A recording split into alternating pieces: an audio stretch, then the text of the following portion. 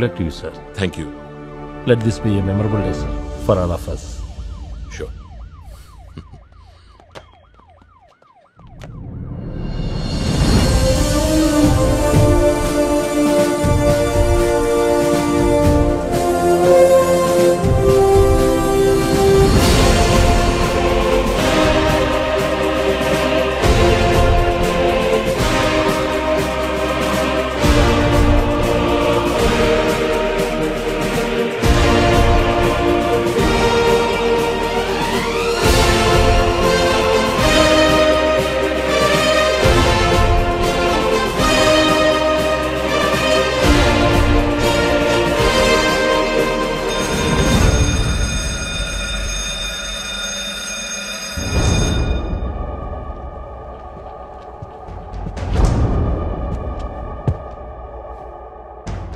Respected members of the Legislative Assembly, Honorable Chairman of the Assembly is coming.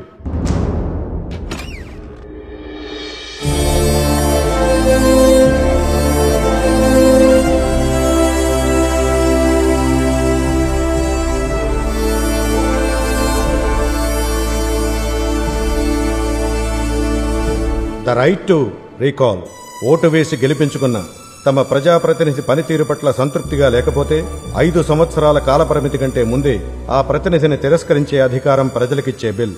ఈ bill సభలో ప్రవేశపెట్టడానికి గౌరవనీయులైన ముఖ్యమంత్రిని ఆహ్వానిస్తున్నాను. బిల్ ప్రవేశపెట్టిన తర్వాత చర్చ ప్రారంభమవుతుంది.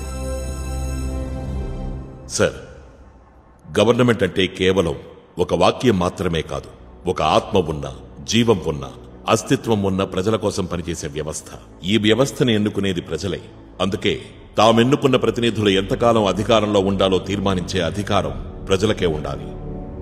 గత కొన్ని రోజులుగా ఈ బిల్ కాపీస్ ని సభ్యులందరికీ సర్క్యులేట్ చేశాం. అందరూ కలిసి దీన్ని పాస్ చేసి తెలంగాణలో దీన్ని అమల్లోకి తెచ్చేందుకు సహకరించాల్సిందిగా అభ్యర్థిస్తున్నా. సార్, దీనికి ఓటింగ్ పెట్టాల్సిందిగా కోరుతున్నా.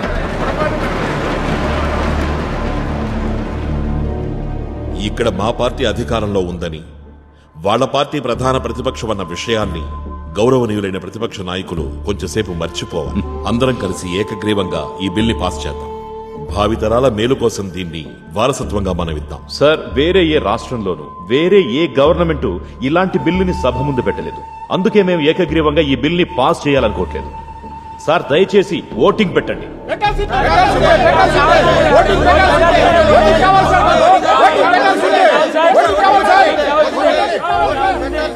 ఈ బిల్లుకి ఓటింగ్ నిర్వహించాలని తీర్మానించాము. Yes, Paul, ring the bell.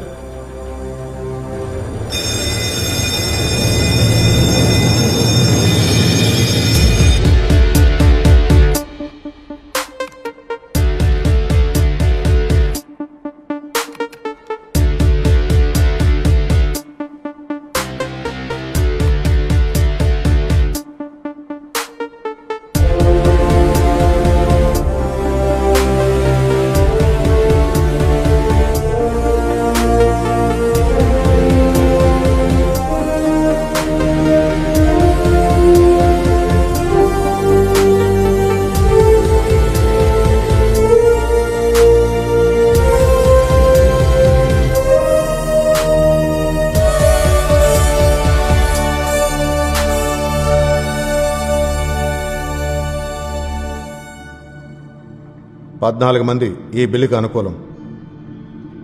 ఒక విపక్ష ఎమ్మెల్యే న్యూట్రల్గా ఉన్నారు. బిల్లుకు వ్యతిరేకంగా ఓటు చేసింది 125 మంది.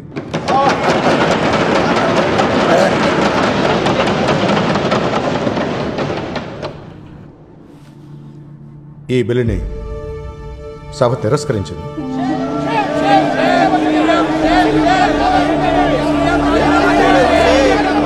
రాజీనామా చేయాలి.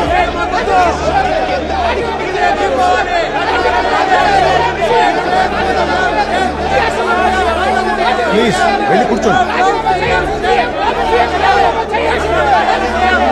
కూర్చోండి. శ్రీనివాసరావు గారు, దయచేసి మీ సీట్లోకి వెళ్ళి కూర్చోండి. కూర్చోండి, కూర్చోండి. దయచేసి అందరూ మీ సీట్లో కూర్చోండి. సైలెన్స్. సార్, ప్రజలతో ఎన్నుకోబడ్డ ప్రజాప్రతినిధిని అదే ప్రజల్ని మభ్యపెట్టి తిరస్కరింపజేయాలన్న హీనమైన తంత్రం ఈ రోజు ఓడిపోయింది.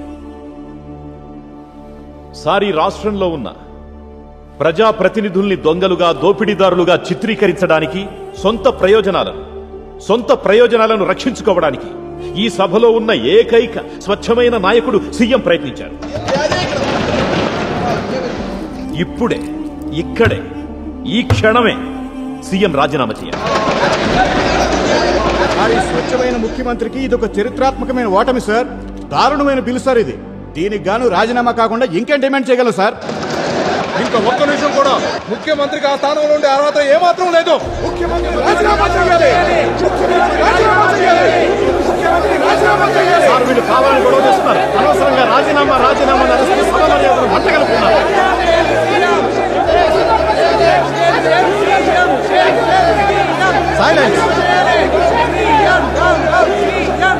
సార్, అమలు చేయడం అసాధ్యం అని అందరికీ తెలిసిన బిల్ సార్ ఇది. పాస్ అయితే పూర్తిగా దుర్వినియోగం అయ్యేది. సంవత్సరం ఎలక్షన్స్ కండక్ట్ చేయాల్సిన పరిస్థితి వచ్చేది. ఖజానా ఖాళీ అయి ఉండేది. సార్, మన ప్రజాస్వామ్యం సంక్షోభంలో కూరుకుపోయేది సార్. సార్, మీరే చూశారు, సీఎం సొంత పార్టీ నుంచి కేవలం 8 మంది ఈ బిల్లుకి అనుకూలంగా ఓటు వేశారు. ఈ సభకి, ఈ గవర్నమెంట్ కి, ఈ రాష్ట్రంలోని ప్రజలకి తీవ్రమైన అవమానం జరిగింది ఈరోజు ఈ సీఎం వల్ల. ఇంకా ఏం చేసి సమర్థించుకోగలరు? ఇప్పుడు మీకు ఆ సీట్లో కూర్చునే అర్హత ఉంది.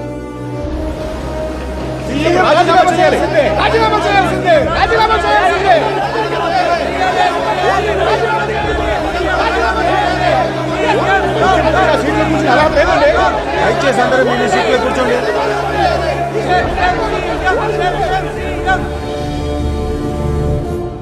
నాకు ఆశ్చర్యం వేస్తోంది సార్. ఈ బిల్కి అనుకూలమైన ఓట్లు 2 అంకెలకి చేరడం. ఈ బిల్లు పాస్ అయ్యే అవకాశం లేదని నాకు ముందే తెలుసు సార్. ఇదే ఈ బిల్లుకున్న నేపథ్యం. ఇది ప్రెజెంట్ చేస్తే ఇలాగే జరుగుతుందని సమర్థించుకోవడానికి కుంటి సాగులు చెప్తున్నారు. ఈ ఓటమిని కప్పిపుచ్చుకోవడానికి ఈయన మొదలు పెడుతున్న కొత్త డ్రామా సార్ ఇది.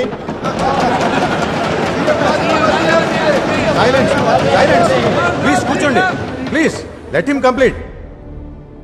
ఈ బిల్లు పాస్ అయ్యి చట్టంగా మారితే మనలో ఎంతమంది ఎమ్మెల్యేలుగా వారి స్థానాల్లో కొనసాగగలరు? ఎమ్మెల్యే గారు మీరే చెప్పండి. 14. ఆ సంఖ్య కూడా నాకు ముందే తెలుసు. కాలేజ్ విద్యార్థులతో చేయించిన ఒక సర్వే, కాలేజ్ విద్యార్థుల ప్రజల మద్దతు ఉన్న ఎమ్మెల్యేల సంఖ్య ఎంత? అది కూడా 14. ఆ 14 మందే ఇప్పుడు ఈ బిల్లుకి అనుకూలంగా ఓటేశారు. ఈ రిపోర్ట్ని నేను సభకి సబ్మిట్ చేస్తున్నాను. తెలంగాణలోని 140 మంది ఎమ్మెల్యేల్లో ప్రజల విశ్వాసం పొందింది కేవలం 10% మంది. సార్, ఏ సర్వే గురించి సార్ ముఖ్యమంత్రి మాట్లాడుతుంది? మాలో ఏ ఒక్కరూ ఈ సర్వే గురించి వెళ్ళలేదు. అయినా కూడా కాలేజీ స్టూడెంట్స్ తోనా మీరు ఈ పని చేయించేది?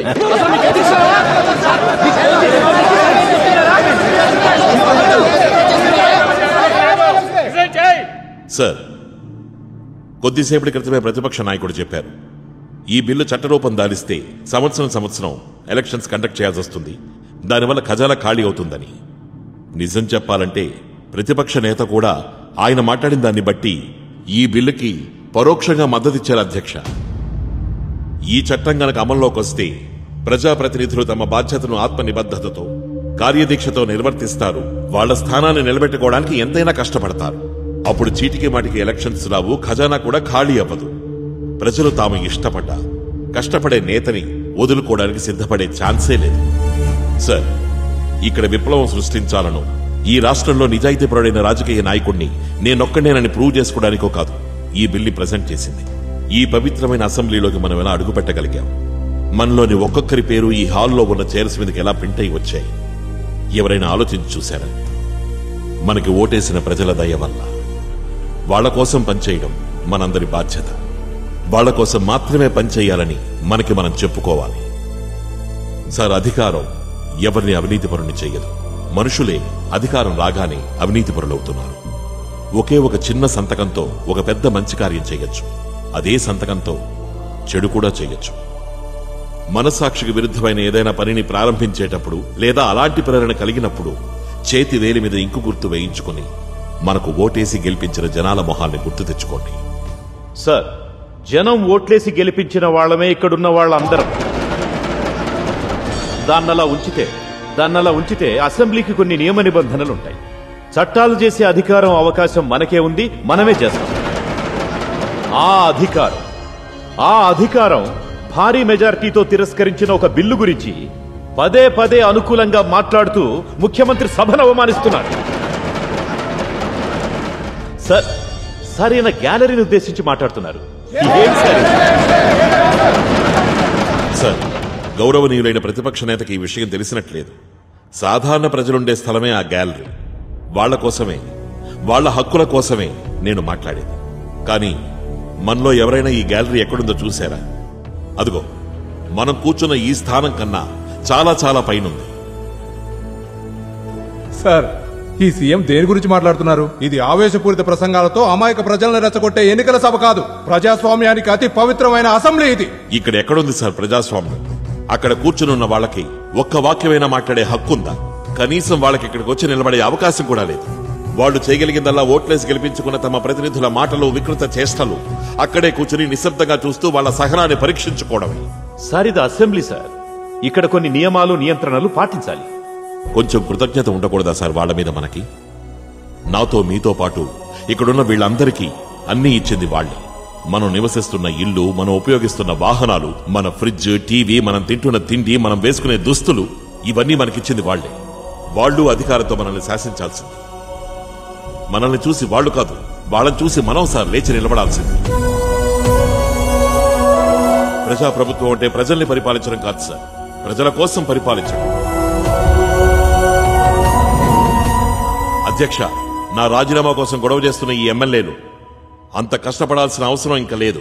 మీ ఓట్లతో బిల్లు తిరస్కరించబడ్డ మరో నిమిషమే నా రాజీనామా లేఖని గవర్నర్కి అందజేశాను, పొలిటికల్ సెక్రటరీ ద్వారా.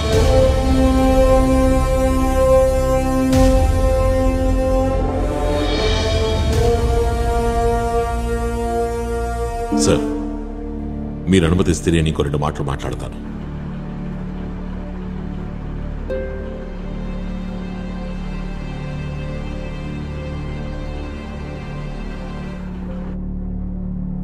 నేనిప్పుడు మీ ముందు నించున్నది ముఖ్యమంత్రిగా కాదు, ఇక్కడేదో ఒక మార్పు రావాలని ఆశిస్తున్న ఒక సాధారణ ప్రజాప్రతినిధిగా. నేను కేవలం ఓ ప్రయత్నం చేశాను.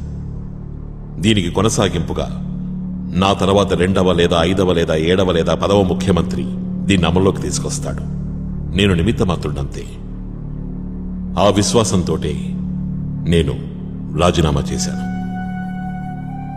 సంతోషంతో, ఆత్మవిశ్వాసంతో, కొన్ని పరాజయాలు కొన్ని గొప్ప విజయాల కన్నా మహత్తరమైనవనే విశ్వాసంతో నేను ఇక్కడి నుంచి మాత్రమే వెళుతున్నాను. నా ఇంటి తలుపులు ఎప్పుడూ మీకోసం తెరిచే ఉంటాయి. నా ఇల్లంటే ఉద్దేశం నేను ఇప్పుడుంటున్న గవర్నమెంట్ ఇచ్చిన అఫీషియల్ హౌస్ కాదు, మా నాన్న నాకు వారసత్వంగా ఇచ్చిన నా సొంత ఇల్లు. నేనక్కడ మీకోసం ఎదురు చూస్తాను. మీరు చెప్పింది వినడానికి. నాకు మీరు మాత్రమే ఉన్నారు చెప్పడానికి. నాకు సంబంధించి రాజకీయం ప్రజల మీద అధికారము, ఆధిపత్యమో చూపించుకోవడానికి ఒక ఆయుధం కాదు. రాజకీయం నాకు సంబంధించినంత వరకు ప్రజలకు అండగా ఉంటూ ఎంతో కొంత మంచి చేయడానికి ఒక మార్గం మాత్రమే.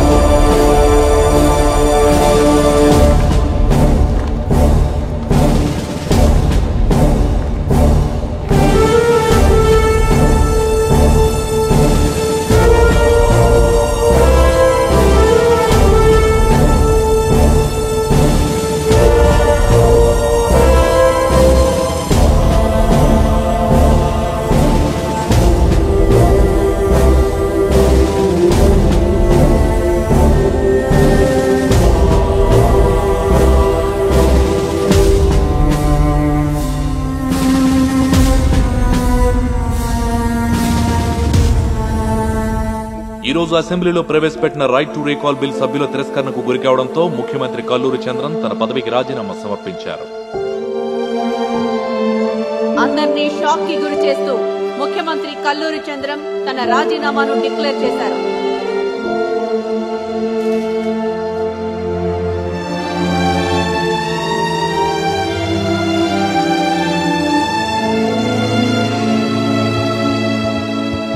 పడిపోతావు, జాగ్రత్త. అమ్మా, పాలిటిక్స్ లో రైట్ టు రికాల్ అంటే ఏంటి? 1 సెకండ్ నాన్న. ఏమండి, లీవ్ ఓకే అయిందా? తాత, దీని గురించి నువ్వేం చెప్పవా?